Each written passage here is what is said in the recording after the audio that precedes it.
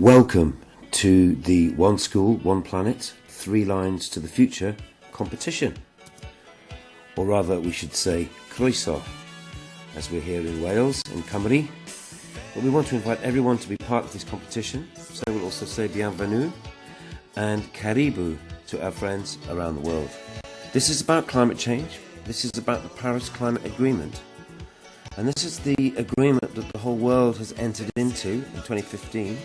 Every country in the world except Syria supported the objectives of the Paris Agreement, and it's a science-based agreement about how we can tackle climate change. At the moment, the countries of the world emit 40 gigatons of carbon dioxide each year.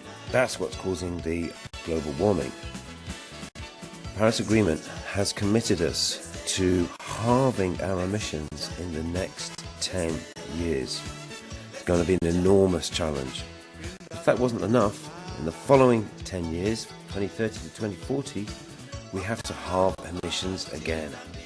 It's going to get progressively harder and harder. By 2050, the world is committed to reducing its emissions to 5 gigatons. We're never going to be able to get it quite to zero. Science and technology can be there to help us. New technologies that might help carbon capture and storage to bring carbon out of the atmosphere might create a net zero effect, cancelling out the 5 gigatons that we're still emitting. This is the basic agreement of the Paris Climate Accord, and these are the targets that we have to get to, which is to be carbon zero by 2050. It's going to be a hell of a ride. But not only that, is that the world actually has to find ways to go carbon negative.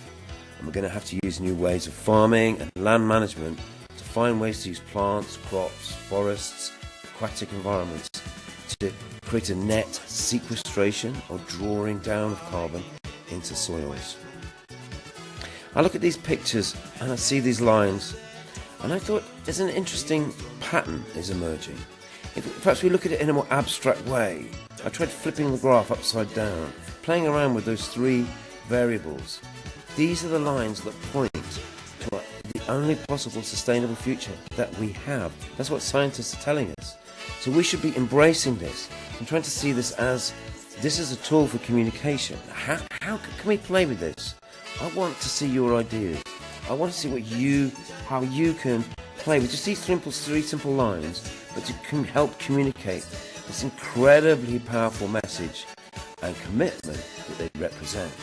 I think this is the greatest challenge that we've ever had to face, and I think we need to embrace it. We have to understand that on this planet, really, Homo sapiens, we are just one species, and because we share our planet, we do have a common single destiny. And the project, the One School, One Planet, reflects and embraces that idea and tries to. We're trying to express these objectives as something that we can be excited about pointing to a bright new future, escaping oil addiction, escaping the pollution, the war that's associated with petrochemicals, fossil fuels, finding new ways, better ways. And we strongly believe it's going to be you, this next rising, growing generation, that are going to be bringing these ideas into the mainstream. And by teaching in permaculture and by joining together, we hope that we can help facilitate this process